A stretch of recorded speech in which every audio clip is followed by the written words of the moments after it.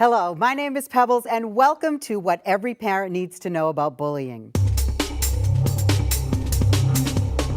It's been about a year since I found out that my friend killed herself because of bullying. I once saw a kid get name called because he bumped into the popular kid. She was bullied about her weight, her hair, how she walked. Well, one time I was in class and my friend, he had a lisp, and I was just sitting there doing my math homework and all my friends were making fun of him. My friend gets really good grades and a lot of people call her a nerd and a tryhard. They didn't care. They didn't care about anyone's feelings. Unfortunately, cyberbullying happens a lot with the kids who are at our school. She had a birthmark on her face that she ended up getting surgically removed because of how much she was bullied. One time a girl added a picture of herself to Facebook and other people left rude comments like, "You're ugly and a wannabe." When I was in elementary school, I would get teased for my vision. I once saw another kid get their pants pulled down in the bathroom. I feel hurt. I feel scared. Sometimes kids just take things too far. I have a friend who was at the mall once who was being followed by a group of boys and being harassed by being called a slut. That was my best friend. She took her life over something so evil. Kids tend to cover up their acts of bullying by saying they were only kidding. I guess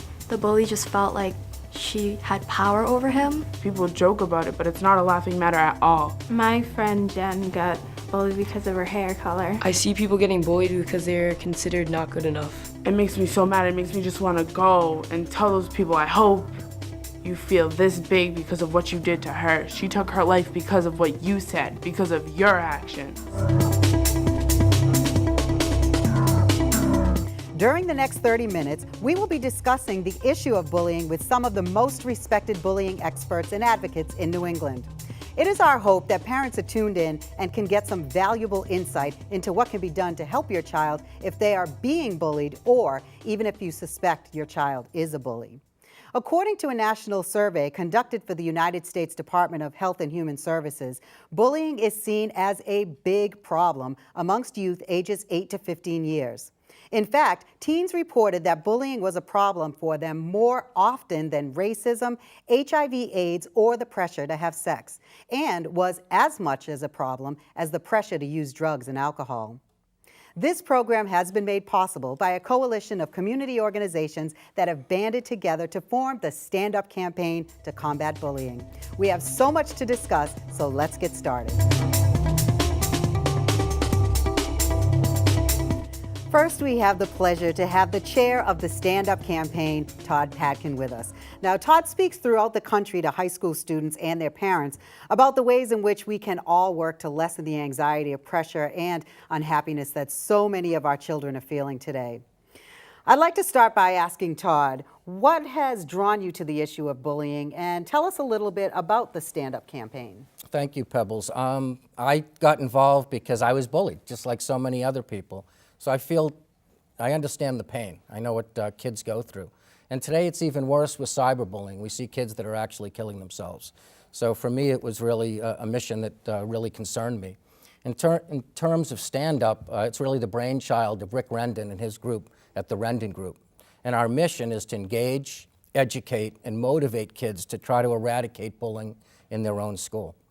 We quickly brought together a whole group of organizations, 50 in total, including educational and youth organizations, government agencies, and businesses to create programming. The number one program that we have is our incredible rally.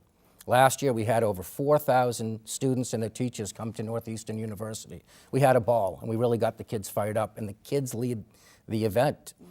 This year we had over 5,000 students November 29th at the Songus event. What we're really trying to do is create almost like a whole army of people who will help to change the culture in the Commonwealth, so we no longer have bullying. We don't accept bullying anymore. And we see tonight in our show as our next logical program, so we can hopefully educate parents in terms of the ways that they can help their children not to be bullied and not to become bullies. Thanks, Todd. Now let's meet the rest of our distinguished panel. Dr. Elizabeth Englander is a professor and the director of the Massachusetts Aggression Reduction Center at Bridgewater State University, where she conducts research and trainings on bullying and cyberbullying prevention. Lori Curry is a health education specialist for the Haverhill Public Schools and has taught health education to both middle and high school students for 25 years. She also serves as an advisor to a middle and high school violence prevention peer leadership program. The program was a recipient of a Stand Up 2011 award for outstanding bullying prevention. And Dr. Malcolm Smith, a University of New Hampshire Cooperative Extension Youth and Family Policy Specialist who has been researching and fighting bullying for over 30 years. He has recently founded the Courage to Care Project. Thank you all for being here.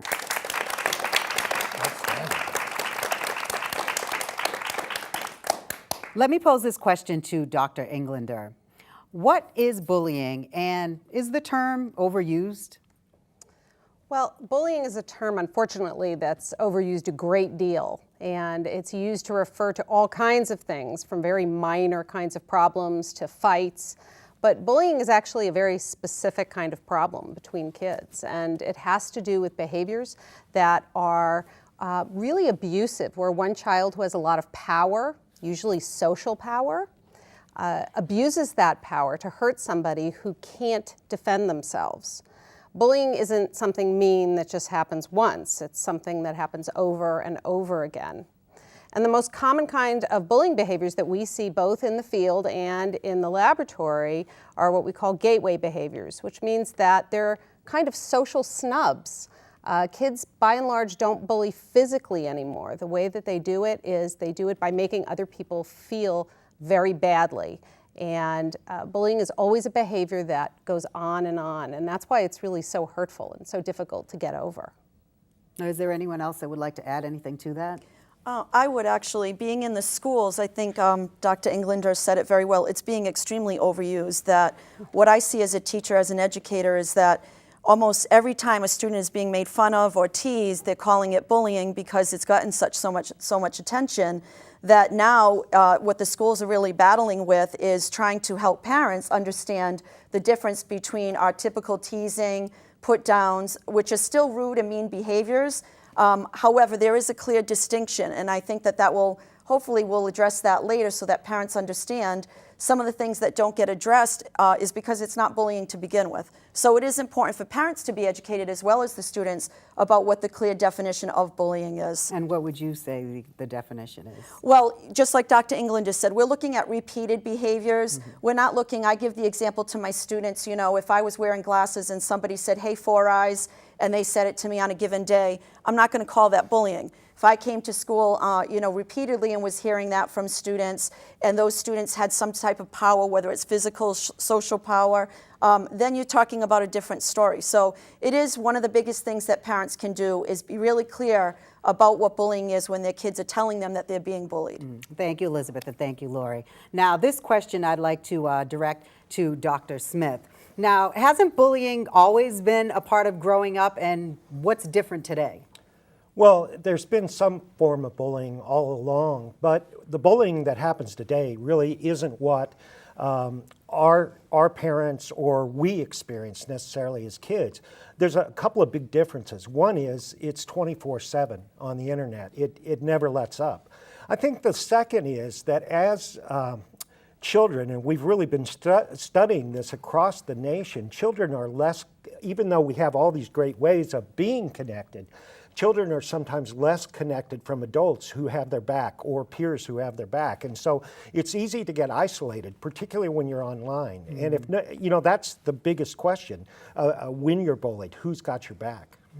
Well, I think that Dr. Smith hit a very important point, which is that it's our connection with others and our relationship with others that enable us to not be so wounded by these kinds of behaviors. So it's really the children who are the least connected who tend to be the most hurt. And sometimes overusing the term bullying actually makes them even more hurt. So it's very important to make sure that adults don't overuse the term even when they're trying to defend a child, because by doing that, they may actually make them feel much worse. What I see is that the severity of the bullying has gotten much more intense and much worse over the years. I think about just my childhood and when I first started teaching 25 years ago, the types of things that we saw are not nearly as intense and as scary and as frightening as some of the things that are going on now. You know, we don't always have the best examples that our kids are seeing in some of the media. You know, we have all the Mean Girl syndrome and these shows that are showing these really intensifying, you know, behaviors that are very threatening, where we're seeing the incidences of suicides related to bullying. So I just think that in terms of the type of bullying we're seeing, it's just getting more and more severe as well.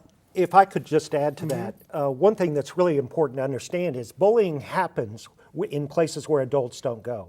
You know, it happens, or where there's a scarcity of adults. So the more adult involvement there is in the internet, on the bus, you know, at the bus stop, the less likely it is to happen.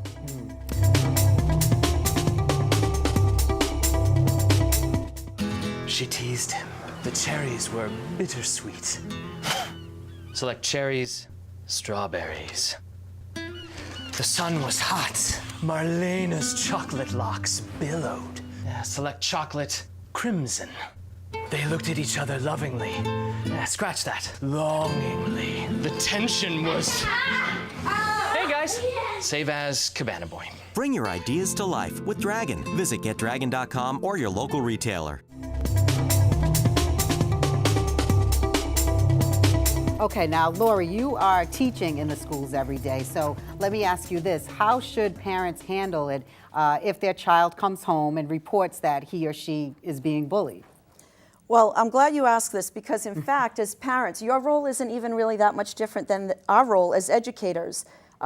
It's easy as parents to get very emotional when your child reports this to you because you're very invested in your child. But you have to understand, we are very invested in your child as well in the schools.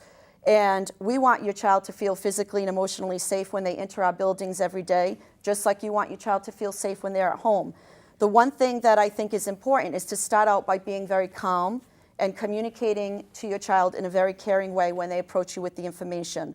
Then you need to validate your child's feelings. You need to just really help them understand that you're taking what they're saying to heart. Don't dismiss it as, you know, just ignore it, or it's just, you know, we all went through it. But at the same time, don't overreact either. Children don't need to be alarmed or more upset by seeing you get so upset. So by you handling it in a very calm, you know, even manner, it's going to help them feel safer to talk to you. So after they've done that, thank them. You know, it's really important to let kids know that you appreciate them going to you. I can tell you that in the classroom, too many times I hear my students say, I didn't tell my parent. I don't feel comfortable telling my parents. They're afraid of what you're going to do. They're afraid that you might overreact, that you might do something really explosive. They're not sure how that's going to have outcomes on them when they go back to school. So, you know, it's important to maintain that calmness, but also the next step is then what do you do once you've had the fact-finding conversation? And get their facts, but understand that those may not be all the facts. I can tell you as a teacher, I've had many, many students come to me over the years with stories of bullying. I've heard their side of the story, but then I go investigate and I talk to our guidance counselors, I talk to other peers, I talk to the administration. Sometimes there's a lot more to the story than what your child is telling you. So be careful on, you know, not assuming that what they're telling you is exactly the whole story. The second part of that question, I think, too, is that what do you do once you know that and you feel that you have a legitimate case of bullying that you want to report to the school? Go to the school, you know, call them up and ask for an appointment. Don't start ranting and raving over the phone and get explosive because it just puts the school on the defensive. If you communicate your issues, your concerns in a calm, respectful manner, I think you'll find that the school will be much more open to helping you. You can ask for an appointment to go in. I know in our schools, as I'm sure many schools, you know, resources are very limited. We don't have all the resources in the schools that we need to deal with the emotional issues that are in schools today.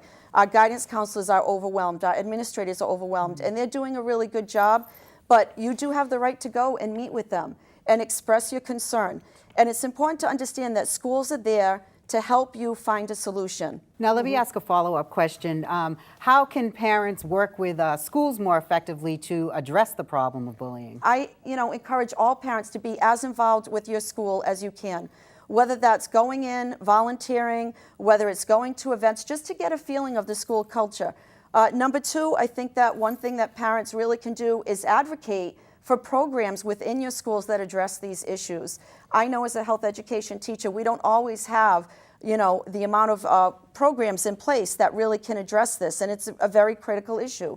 So if parents just really use their voices, we need programs that address, as I'm sure I was talking to Dr. Smith earlier, we need programs that address social skills, where kids are learning empathy, where kids are learning assertiveness, where kids are learning refusal skills. So parents advocating for those programs, getting involved in their schools, and being good role models. You can't underestimate how important it is that every day your actions and your words are teaching your children something. You can talk till you're blue in the face, say everything you want, but it means nothing if they see you act differently as an adult when you're in your scenarios and situations in the real world. If there's a problem at school, if there's a problem with your child and other kids at the school, try to get very detailed information about it. You're the best person to talk with your child and get that kind of information. And once you have it, share it with the school. Don't assume that they know everything. We've worked on so many cases where the school was missing a key point of information that kept them from really successfully resolving something. So keep the lines of communication open. Don't overreact and assume everything is bullying. Just focus on what the problem is and try to think about that and talk about it with your child and communicate it to the school, even if you're just letting them know what's going on. I think that's very helpful. And I want to add to that, if it happens on, say, Facebook or social media somewhere, that it's really important to try to make a copy of that. Document it. And document it and bring it to the school with you, because the school needs that information to adequately respond. Now, Dr. Smith, this question is for you. How might I know if my child is bullying or being cruel to someone else? That's the one thing, a lot of parents don't want to talk about. And what should I do if I find out that he or she is being cruel? Well, I think the better way to ask the question, and the way I ask it as a parent, is does my child show empathy and concern and compassion for other people? See, we've come to understand bullying as behavior as really a social and emotional learning deficit. So what I'm saying is it's just like having a deficit in math or having a deficit in science. In order to get along in the world, in order to do the great things that we want our children to do, they have to know how to get along with other people. So, the best way to measure how is my child doing in that is to watch them, to ask them, does your child bring home stories of helping someone out? Do you help involve your child in showing compassion? It can be little things. With the holiday season coming up, it's a wonderful time to show compassion for others and to involve your child in that process, so that we continually reinforce that we're civil to one another, that we have manners, and that, I think one of the myths that we've bought as parents sometimes is that we can do all of this in quality time, but it's really all the time. It's so important. I know most schools have an anonymous box that students can put a note in. And when I go, you see some students that are so strong. And parents need to encourage their children to put a note in an anonymous box, because most bullying behavior happens in places, as you said, where adults aren't.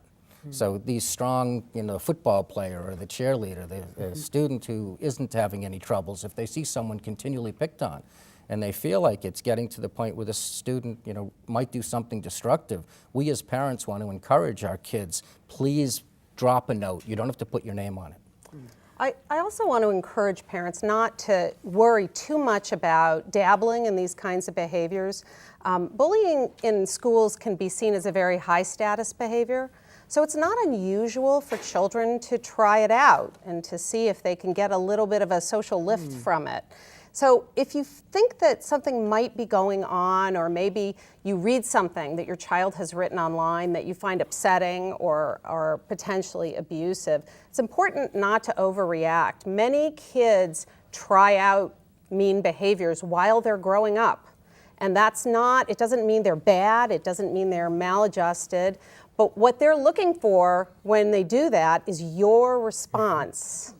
So if your response is to just deny that they could possibly be doing it, that's not going to be helpful. On the other hand, if your response is really to sit down and say, this is really upsetting to me, so let's talk about what's going on and why you did this, and I really want to hear your side, then they might learn something from it and understand your perspective on it and why it really matters. Now, let me ask one more question before we go to our studio audience of parents for a quick question or two. Elizabeth, this is for you. Now, what can parents do to help their child avoid becoming cyberbullies or victims of cyberbullying? Well, I think that traditionally as parents, we've really emphasized controlling what kids do online. So knowing what they're up to, knowing what websites they go to. And that, to some extent, is still important. But I think the reality today is that children have so many places where they can get online and so many devices that they can use to get online. The idea that you would be able to monitor every single thing they do in a digital environment is just not going to happen. So really the emphasis and the only thing that's left to us as parents is to talk about this, for children to be educated and be aware about it, and to get materials that will help you talk with your child just about what they do online. Ask them what games they play. Ask them to show you what they like to do. And talk to them about how people interact on these sites and what they think about it and what they hear about and what they see. And start when they're very young. In our research, over 90% of 8-year-olds are interacting live online with other children. So this isn't an issue that can wait until they're in middle school. This is a discussion that has to begin and keep going while they're in kindergarten, in first grade, when they're beginning to do things like play games. The other thing that I think is really useful to understand is what the risks are. For example, there are some risks that are well known, such as using websites far too young before you're supposed to be on them. But other risks we're just beginning to discover now in research. Just this year, we found out, for example, that owning a smartphone at a very young age is actually a risk factor, a significant risk factor for children either becoming a cyberbully or becoming a victim online. So I'm not telling parents that they shouldn't buy their children smartphones, but if you're buying a 7 or 8 or 9-year-old a smartphone, you need to understand what the risks are as well as what the benefits are so that you can really make an informed decision. And at least you can talk to your children about those kinds of risks. I'd also like to say that, if you teach your child how to have empathy and compassion for other people, they will practice it online. And so, it goes back to basics. But the other thing, and I think Elizabeth made a really good point, that, I don't trust my 24-year-old alone with a chainsaw. Why would I trust a 7-year-old alone with a very dangerous instrument?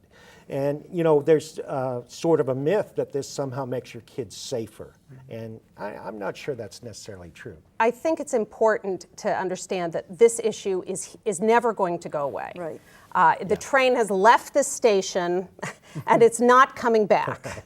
So we really, denying kids access to digital technology is not the answer. The answer is to emphasize other healthy things in life, to think about it like a mental hygiene issue. So you don't want to do too much of anything. You don't want to over-exercise, you don't want to overeat. And kids, when they're young particularly, are very receptive to messages about wellness and about health. So really think about it from that point of view and talk to them, how do we use this device in a way that's normal and healthy and smart? Kids who are empathetic to others tend to do better in school, tend to do better in life.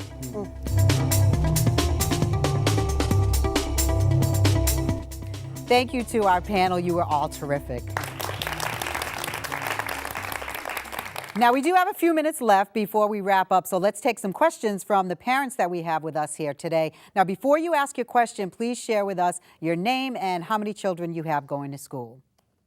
Good evening. My name is Jacqueline Marmol, and I have an 8-year-old who's right here with me.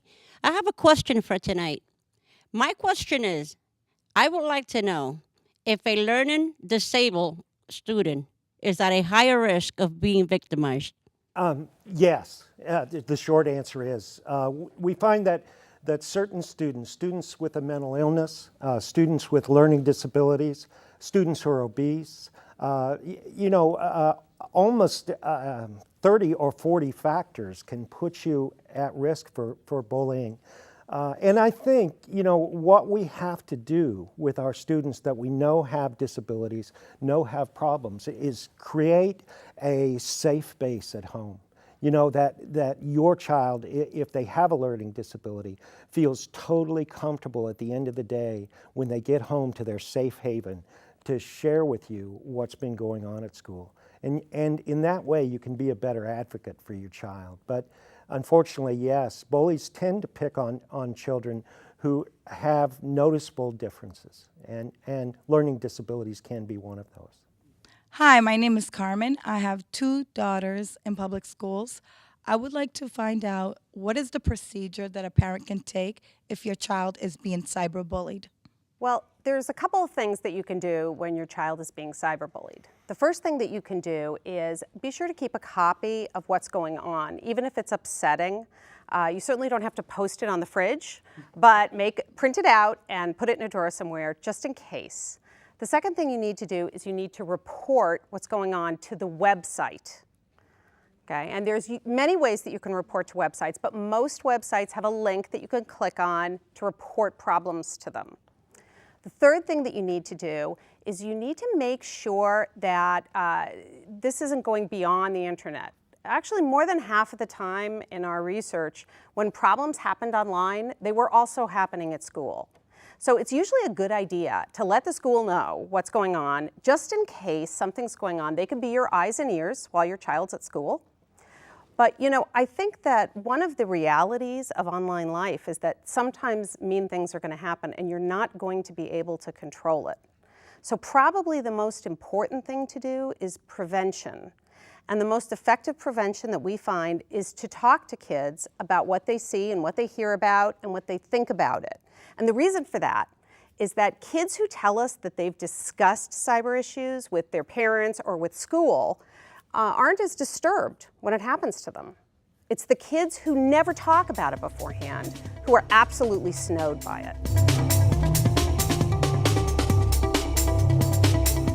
I want to thank our awesome panel, Todd Patkin, Dr. Elizabeth Englander, Lori Curry, and Dr. Malcolm Smith. And also our terrific studio audience of concerned parents. You guys were great. Give yourselves a big round of applause.